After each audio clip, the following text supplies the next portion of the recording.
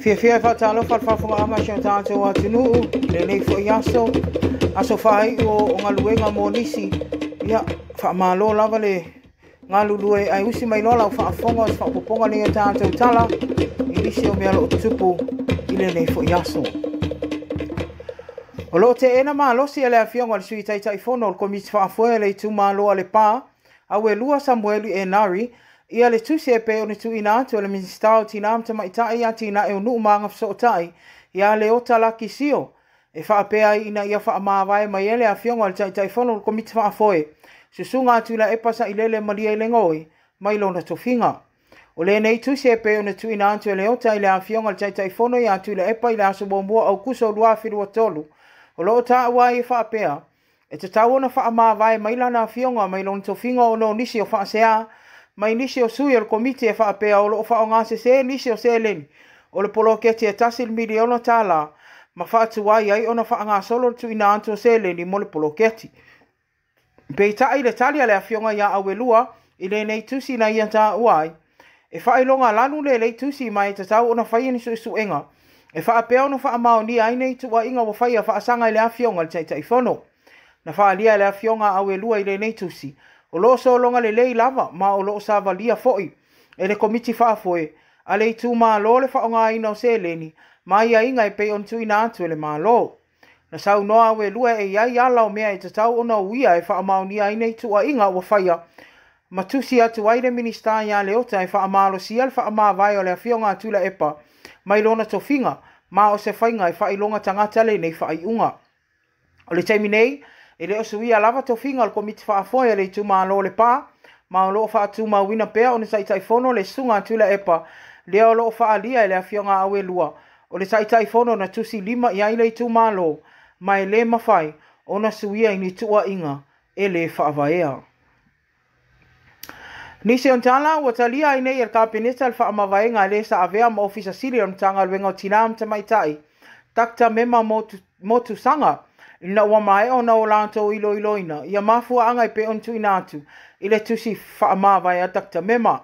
Ua whaamao nia fo I le whai on suenga al pisa si whaasanga I tua inga, na whaia I le sa avea ma ofisa sile e winga le sai nio nisi o se leni, na whaamatu atu is whalitali maa loa e au noa ma le uia o wala maasani, e ta tau o na whaia po le process, ma o le nei whalitali maa loa sa tatala ina aisa e tasi o po kalami al mtanga luenga, I maa sina utua nai. O takta mema na tofia le tofinga le ofisa sili am tanga luenga o tinama tamaitai. I le masina o mati o le tausanga o mawai. Ma o le tofia o ie le nei tūlanga whaataitai. E le fau ia te ia lenga luenga. A wai ono tausanga sanga lue e le vaenga I pulea ina I whaafo ino po kalame o tu a inga tangata. Po le chenda a le matanga luenga. I le taimi na tofia ai o ia le tūlanga le nei o le ofisa sili na whaalau I loa I se pepo whaamtalanga me le malo. Ua loa so I fuanga lue o Dr. Mema I ne malo ai maise al matanga luenga I le tu o tupulanga talavou o tinama tamaitai. Ai maise le vaenga o ia tau o tangata lau tele, ma pūlenga li lei. O le taimi nei e le I whaasala wina le avanua le nei o le official sili o matanga luenga. A o la tau whaasaunia I e whaafeiloa I la tau minister fau. Ia muri pola ana rosa moli o. Ai whaase e atu le o talaki sio e taita ia. Le minister o pisi, e avea ma minister o pisinisi. A la manuia ma leipa. O se mta apuna whapeona o atu e ala li whaasea se tasi o tangata whainga luenga al whaalapoputonga o taui o whaalavela whaafo se ipo le ACC a ngā il komisina o sulfa inga na whapeona so ina mai loa ai na whaamalo lole nei ali ina wale tausisia tu la fono a le whaalapoputonga e te taulea o na whaia uma o na tui pui o le COVID il tausanga o mawai. Na avele tangi ale nei ali ina ua ia usu atu I se tasi o asu e whainga luenga ai longo atu o ia wale mawhaion te whaua wina nan a waunanga al whaalapoputonga. O le nei whaasea na whaalia I le nei ali e le iai se lapta ingan tu inanti a te ia I whailoa ai le tūlanga wo o iaila na ngā luenga mai to atele aloa fo I tangata whainga luenga al whaalapoputonga e le I whaia ni tui ma o nisi ele I mai a la tau tui pui al COVID.